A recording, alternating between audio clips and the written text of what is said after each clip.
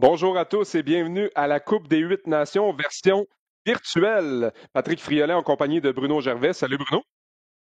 Salut Patrick, comment ça va? Ça va très bien et je pense que ce sera une belle opportunité de voir les joueurs de la Ligue nationale, les meilleurs également à travers le monde, d'une façon un peu différente. Tu as entièrement raison. Et ça va être la première fois qu'on va voir Sidney Crosby et McDavid ensemble. De voir Oui. cette qualité de joueurs regroupés. On parle beaucoup du débat pour ce qui est des Jeux olympiques, d'amener les joueurs de la Ligue nationale. Mais on a la chance de vivre quelque chose de similaire avec cette compétition.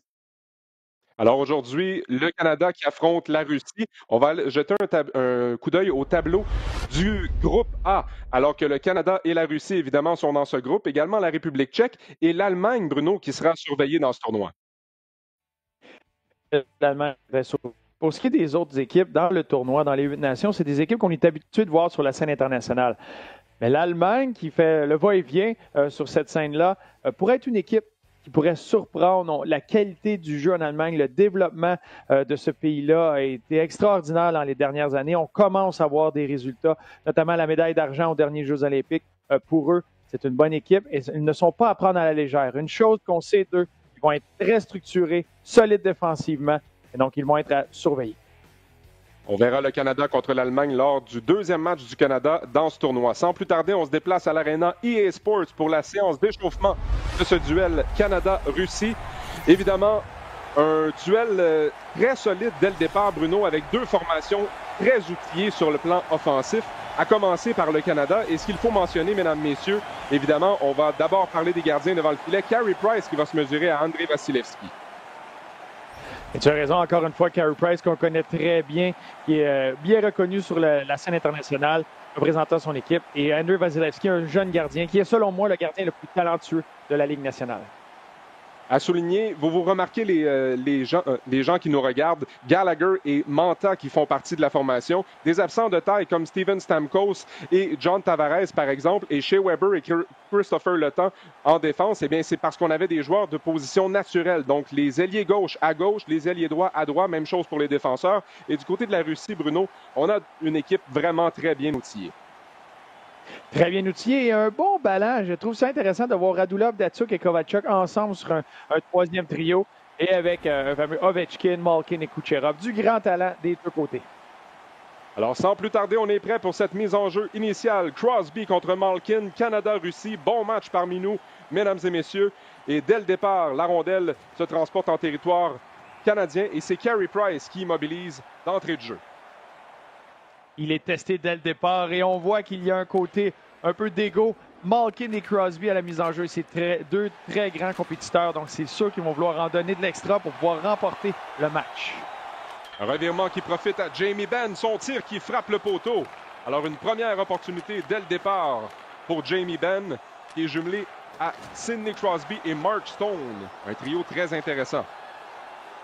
Quelle belle passe de Ben sur le dernier jeu. Il avait des yeux tout le tour de la tête pour voir Sidney Crosby. Alors la rondelle qui se déplace rapidement en territoire canadien. Transition offensive pour le Canada. Il passe devant le filet. Vasilevski qui était prêt à bloquer cette rondelle. Il fait circuler au point d'appui Pietrangelo. Oh, plusieurs passes rapidement là en haut de territoire et revirement qui profite aux Russes. Oh, et infraction, Artemi Panarin qui a fait sauter les patins de Connor McDavid. Une première pénalité dans ce tournoi et ce sera avantage numérique Canada. Et c'est joué avec le feu. On voit ici Panarin qui tente. Il clip le patin de McDavid qui trébuche une pénalité. La foule est en délire ici. Ce n'est pas la meilleure façon des Russes pour faire taire cette foule bruyante.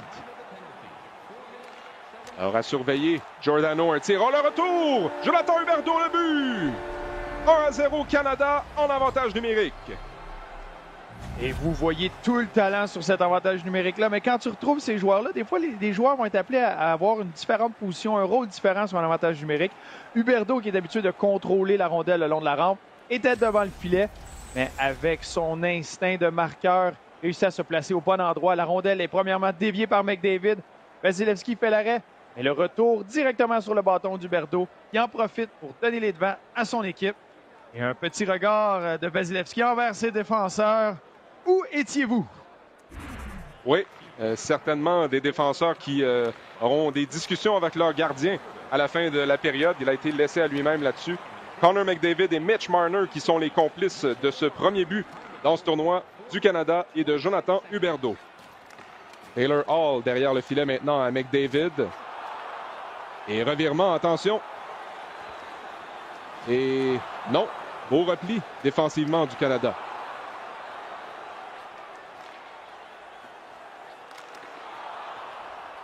Et Vasilevski testé encore une fois. On se passe un petit message, là, Gavrikov devant le filet avec Anthony Mantha. Anthony Mantha qui était d'une feinte un peu de superflu à l'entrée de la ligne bleue, qui n'était pas nécessaire comme feinte, mais malgré c'est bien repris, une bonne chance de marquer de ce trio. On en a parlé d'entrée de jeu. Anthony Mantha, un joueur qui a été sélectionné là, par le public et au détriment de certains autres là, qui auraient pu être de la formation. On pense notamment à Tyler Seguin, Stamkos, Tavares, mais Mantha devra faire ses preuves et montrer qu'il a sa place dans cette formation dans ce tournoi.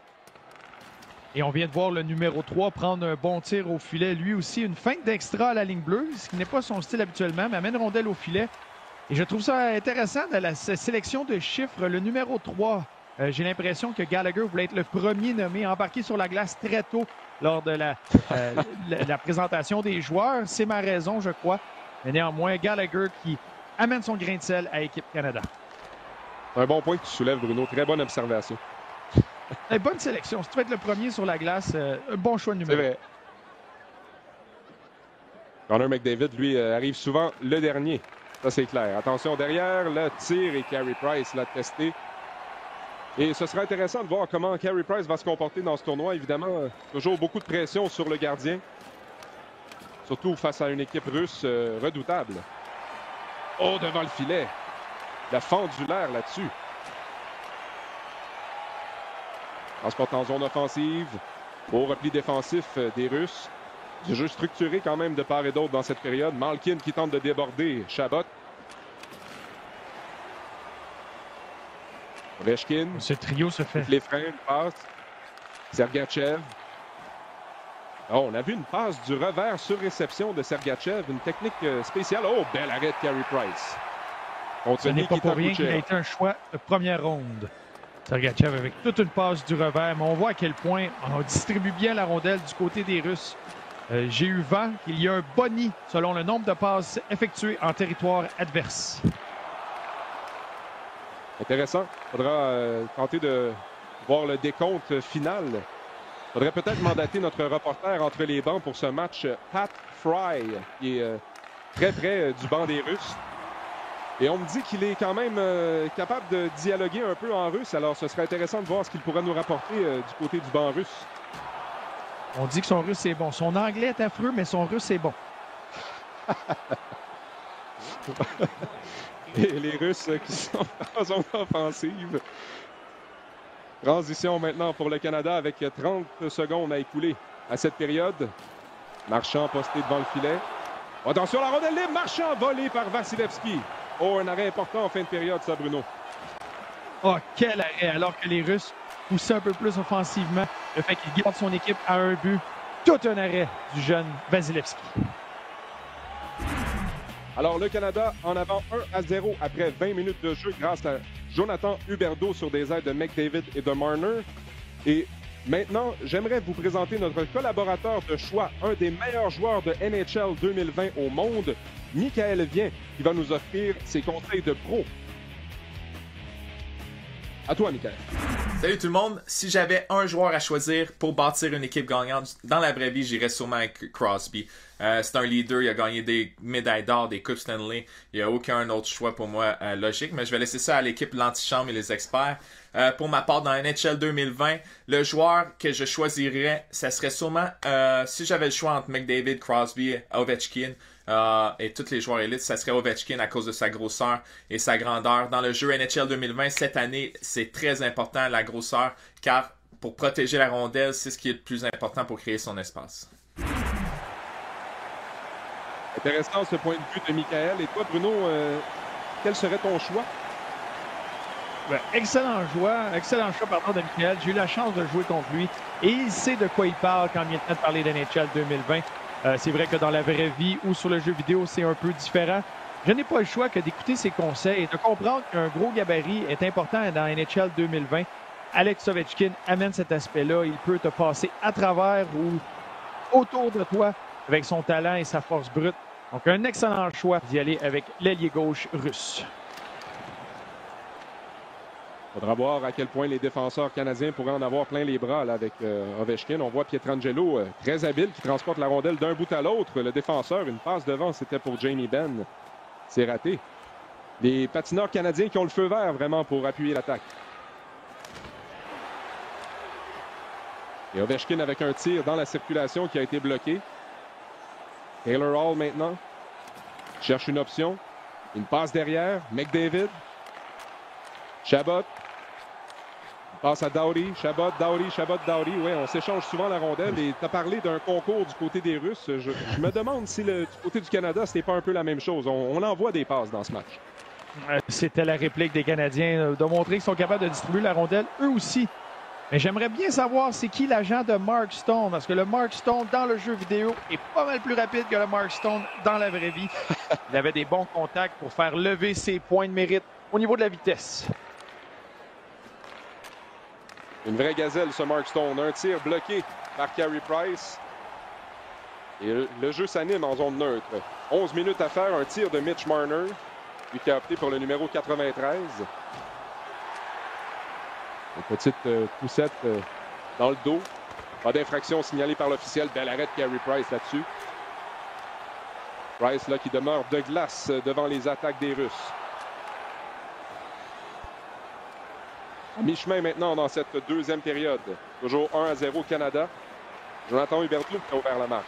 Un tir sur réception, bloqué par Carey Price. Solide frappe.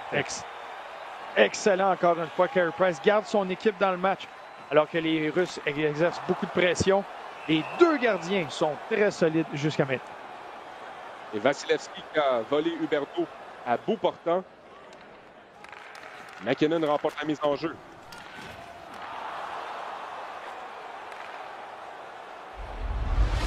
Les Russes maintenant en possession de la rondelle.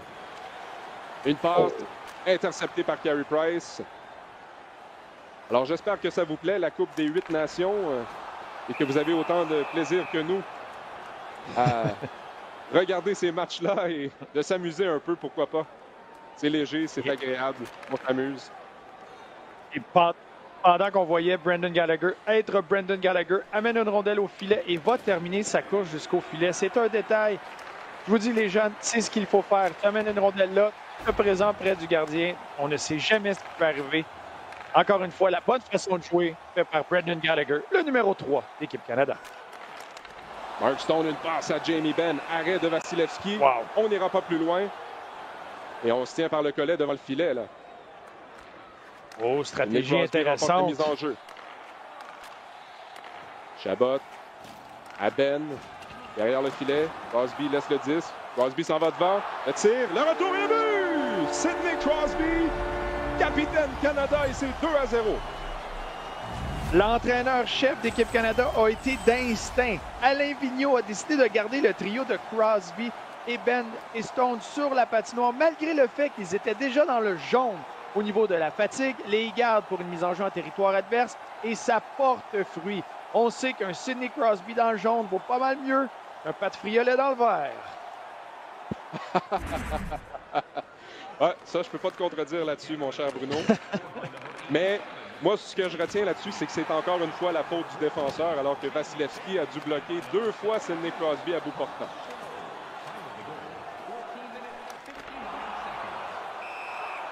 Oui. Ton silence en dit long là-dessus, mon cher Bruno. On a vu le tir tir raison, de mais je n'aime Marchand, pas. Je n'aime pas un gardien qui lance des regards de telle sorte devant ses défenseurs. Et on l'a vu! Regarde, le karma revient. Le karma, et voilà.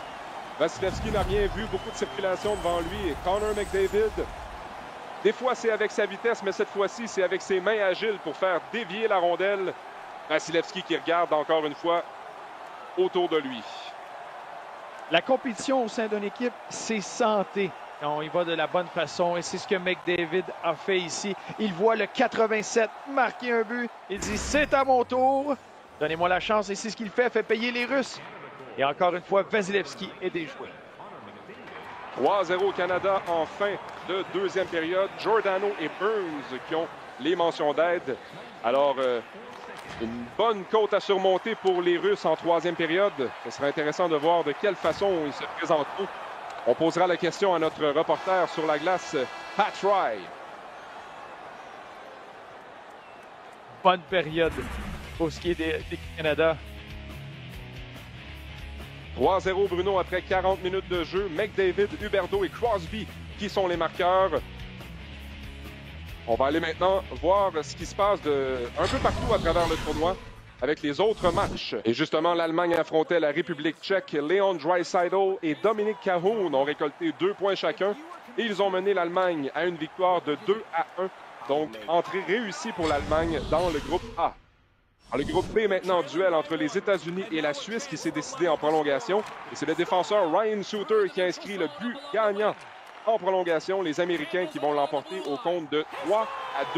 Jake Gensel s'est distingué avec 2 buts dans la victoire. Et finalement, la Finlande qui a eu le dessus sur la Suède au compte de 2-1. Jesperi Kotkaniemi qui a récolté une aide sur ce but de Mikko Rantanen, alors que Mikko Zibanejad a été l'unique marqueur du côté des Suédois.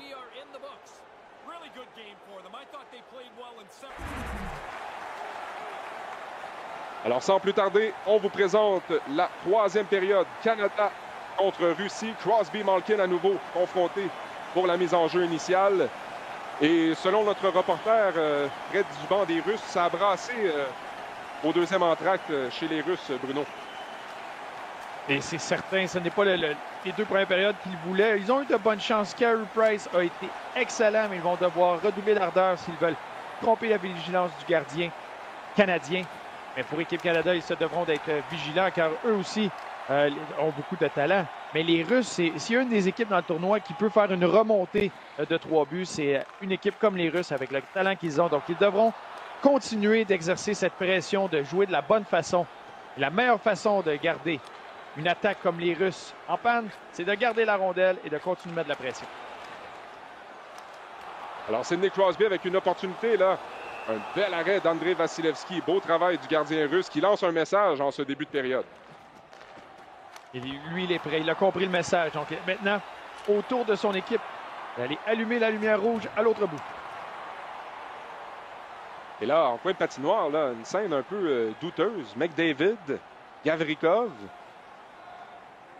Je ne sais pas trop ce qu'ils font. Selon moi, ce n'est pas l'entraîneur-chef qui va avoir une discussion avec McDavid à son arrivée au banc. Ça va être Horacio Arruda. Il n'est pas d'accord avec la technique utilisée, moins de 2 mètres. Oui, la distanciation sociale n'est pas respectée. L'arbitre en a assez vu, décide d'arrêter le jeu. C'est douteux. Marchand bousculé derrière le filet. Oui.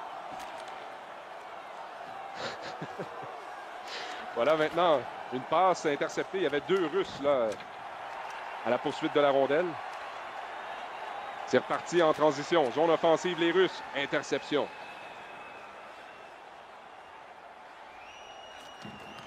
À mi-chemin dans cette troisième période, le Canada en contrôle et le but! Tir sur réception. Mark Giordano. 4-0. Le Canada, facilement, se dirige vers la victoire. Et wow, quelle leçon de hockey. Après avoir coupé le jeu dans son territoire, Giordano a suivi l'attaque. On a changé le point d'attaque derrière le filet des Russes. Et c'est très difficile de voir venir les joueurs quand la rondelle est derrière ta ligne des buts. Tout le monde regarde la rondelle, hypnotisé. Et le vétéran Giordano se glisse au bon endroit. Marchand le repère. Et c'est un tir foudroyant qui sort Vasilevskiy. Et je n'ai aucune pitié pour lui car il a lancé des regards malins à ses défenseurs pendant le match. Alors, va te reposer, mon grand.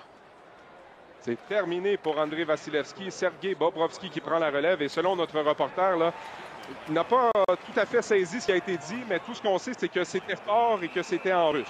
Alors, pour la petite histoire...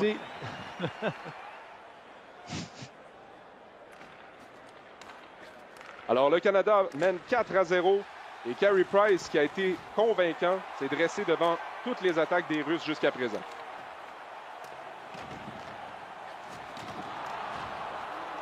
Oh, solide mise en échec, là. Sergachev qui a frappé Jonathan Huberdeau.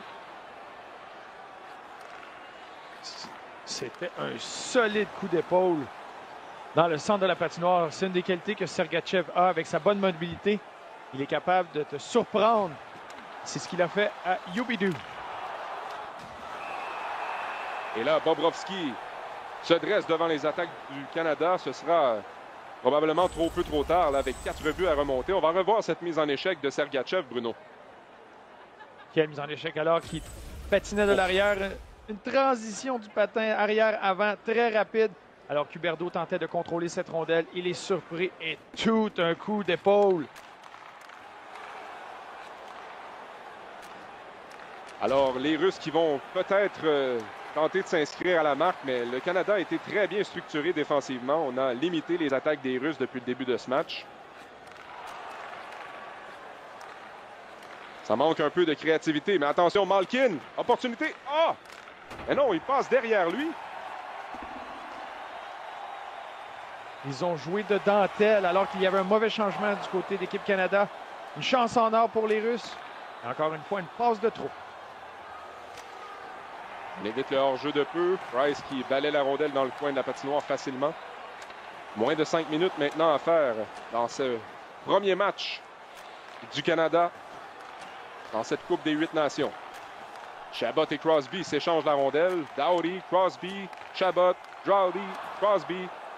Un peu trop, c'est étourdissant comme séquence et ça se retrouve sur une palette russe.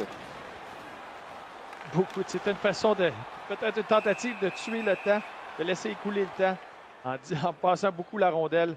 Mais ça donne des cheveux gris aux entraîneurs derrière le banc.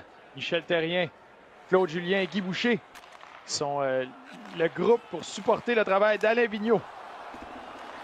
Giordano avec un bon tir dans l'enclave. Très bon match pour Giordano aujourd'hui. Retour devant le filet. Maintenant, 2 minutes à faire dans cette troisième période. Marchand, belle feinte. Marchand devant le filet. Arrêt de Bobrovski. Et devant, Marchand, un tir qui est bloqué. Alors décidément, là, c'est le temps que ça finisse pour les Russes. Ils en ont plein les bottines. Quelle séquence de Brad Marchand. Oh, le but! Ilya Kovalchuk, tir frappé, sa marque de commerce. 4-1, on évite l'humiliation du côté des Russes. Et Carey Price qui perd son jeu blanc.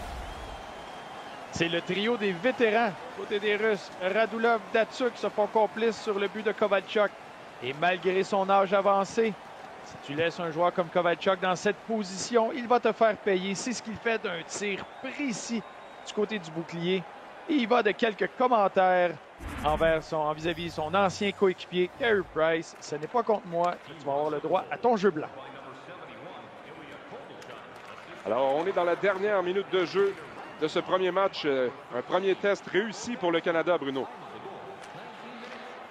Très bien réussi d'entrée de jeu. Ils ont joué structuré. Ils ont profité de leur chance. L'avantage numérique a été bon. Carey Price a été excellent. Une bonne façon de commencer le tournoi pour l'équipe Canada.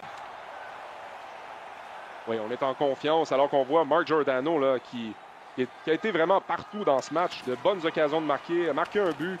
Et on le voit en fond de territoire, en zone offensive. Là. Rien de moins. Mais ce n'est pas encore dans le sac. J'ai joué contre certains adversaires qui, même avec 10 secondes à faire, quand ils perdaient par 3 buts, décidaient de fermer la console pour ne pas sauver la partie. Alors, ce n'est pas dans le sac. Tac, ça n'a pas sonné. Oui, ça, c'est toujours à surveiller, effectivement. Il y en a des mauvais perdants à NHL.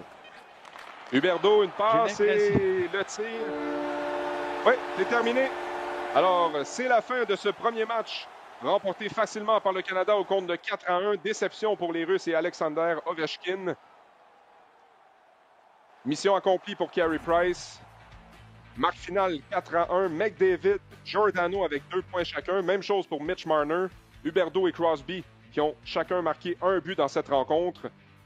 Alors, vraiment, du très bon travail sur le plan offensif, mais défensivement, on a fait du bon travail, à commencer par Carey Price. Mark Giordano, on l'a souligné, 2e étoile de cette rencontre. Et la 3e étoile, Connor McDavid avec 1 but et 1 mention d'aide. Mais Bruno, vraiment, l'étoile de cette rencontre, c'est Carey Price.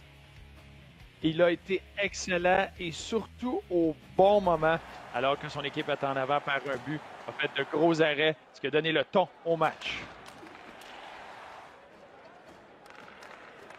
Alors, beau travail de Carey Price pendant qu'on voit plusieurs de ses 24 arrêts dans cette rencontre. Du très bon travail. Et c'est important de bien commencer un tournoi pour un gardien comme Carey Price pour se donner confiance pour la suite. Tu as entièrement raison. C'est important et pour l'équipe en entier d'avoir confiance en leur gardien, de pouvoir jouer leur structure et leur façon de faire. C'est ce qui est arrivé au premier match ici à l'Arena EA Sports. Alors, merci beaucoup, Bruno, pour ce premier match. J'espère que vous avez apprécié, mesdames, messieurs. Évidemment, le Canada qui va affronter l'Allemagne pour son premier match. L'Allemagne menée par Leon Draisaitl, le coéquipier de Connor McDavid chez les Oilers d'Edmonton. Et je vous signale que si vous voulez voir nos capsules, vous avez plusieurs options. La zone vidéo du RDS.ca, la page Facebook de RDS, le RDS Jeux vidéo ou encore notre chaîne YouTube. Bref, si vous avez envie de vous amuser, que ce soit avec parents, amis, et amusez-vous et nous allons vous accompagner tout au long de ce tournoi. Merci Bruno et on se retrouve pour le prochain match Canada-Allemagne. À bientôt.